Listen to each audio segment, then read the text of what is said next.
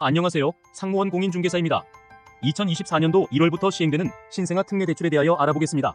신생아 특례대출은 저출산 극복을 위하여 출산 가구에 대해 주택 구입자금 및 전세자금을 1.6%에서 3.3% 낮은 고정금리와 기존 주택담보대출 대환, 추가 출산 시 금리 및 특례기간 연장 혜택을 주는 정책 금융입니다. 지원 대상은 대출 신청일 기준 2년 이내에 출산한 무주택 세대주이며 1주택자는 대환 대출만 가능하고 부부 합산 연소득 1억 3천만 원 이하, 순자산은 구매 시 4억 6,900만 원 이하, 전세 시 3억 4,500만 원 이하인 자만 대출이 가능합니다. 23년 1월 1일 출생아부터 되고 입양아 포함, 혼인신고 없이 출산한 부부도 가능하지만 임신 중인 태아는 미포함됩니다. 대환 대출 시 1주택자까지 지원되오니 대상 여부부터 체크해보시기 바랍니다. 전용 면적 85제곱미터, 읍면지역 100제곱미터인 부억 이하 주택 구매 시 최대 5억 한도입니다. LTV 일반 70%, 생애 최초 80%와 DTI 60%만큼 한도 기준이 되며 최장 30년 만기입니다.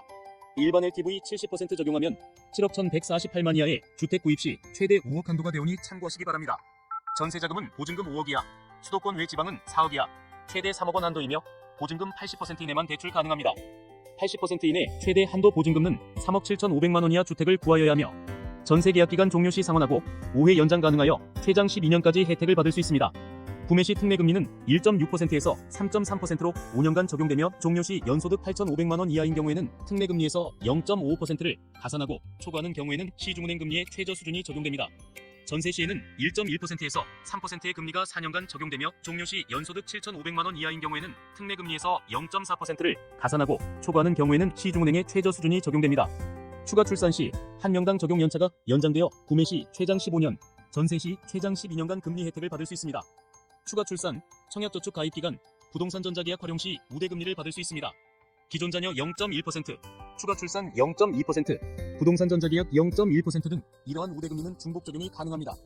구매 시에는 신규 분양 0.1%의 우대금리와 청약 가입 기간별 0.3%에서 0.5%의 금리 혜택이 있습니다.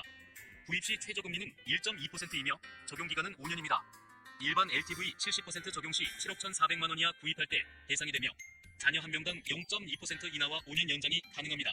전세 시 최저금리는 1%이며 적용 기간은 4년입니다. 보증금 80% 적용 시 3억 7,500만 원 이하의 전세를 구하셔야 하며 자녀 한 명당 0.2% 인하와 4년 연장이 가능합니다.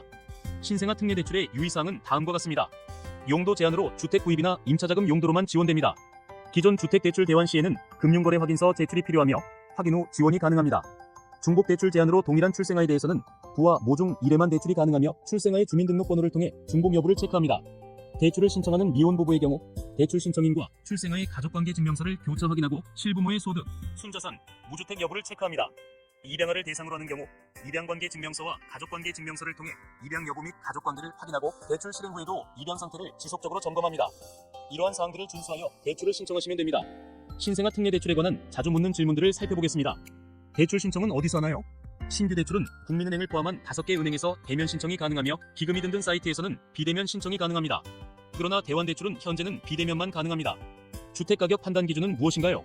주택가격은 시세가 있는 경우에는 KB부동산, 한국부동산원의 정보 중 낮은 금액을 기준으로 하며 시세가 없는 경우에는 주택 공시가격, 분양계약서상 분양가격, 감정평가액을 차례로 고려합니다.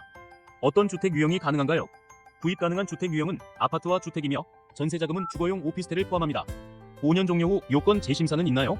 최초 대출 심사 시 소득, 순자산 등 대출 자격 요건을 1회 확인하고 5년 후 재심사는 진행하지 않습니다. 소득이 없는 경우는 어떻게 대출을 받을 수 있나요? 소득이 없는 경우 구입자금은 지원이 어려우며 전세자금은 주택보증공사와 한국주택금융공사의 보증서 발급을 통해 대출이 가능합니다. 자산심사는 어떻게 이루어지나요? 현재 자산에서 부채를 제외한 순자산을 기준으로 구매 시 4억 6,900만 원, 전세 시 3억 4,500만 원 이하의 기준을 주택보증공사에서 자동으로 심사합니다. 신청 시기 및 조건이 어떻게 되나요? 구입자금은 소유권 이전 등기 전에 신청하며 소유권 이전 등기를 한 경우는 이전 등기 접수일로부터 3개월 이내까지 가능하고 대환대출은 제한 없이 언제든지 신청 가능합니다. 전세자금 대출은 임대차 계약서상 잔금 지급일과 등본상 전입일 중 빠른 날로부터 3개월 이내에 신청하고 계약갱신 시는 갱신일로부터 3개월 이내에 신청 필요합니다. 구입자금 대환 시 기존 기금대출에 적용된 우대금리는 동일하게 적용되나요? 신규 분양주택과 부동산 전자계약 우대금리는 유지하며 청약통장 가입 기간에 따라 재심사하여 우대금리 적용합니다. 특례금리 종료 후 적용금리 결정은 어떻게 하나요? 특례금리 종료 후 시중은행 수준의 금리는 한국은행 고시된 평균금리와 은행연합회 고시된 최저금리 중 낮은 값으로 구매 시와 전세자금 동일하게 적용합니다. 대출 상환 방식은 어떻게 되나요? 상환 방식은 원금균 등, 원리금균 등, 체증식 분할 상환 방식 중 선택 가능합니다. 1주택자 기존 주택 처분 조건으로 신규 주택 특례 대출 가능하나요? 기존 주택 처분 전제는 불가능하고 처분 후 이용 가능합니다. 중도 상환 수수료는 있나요?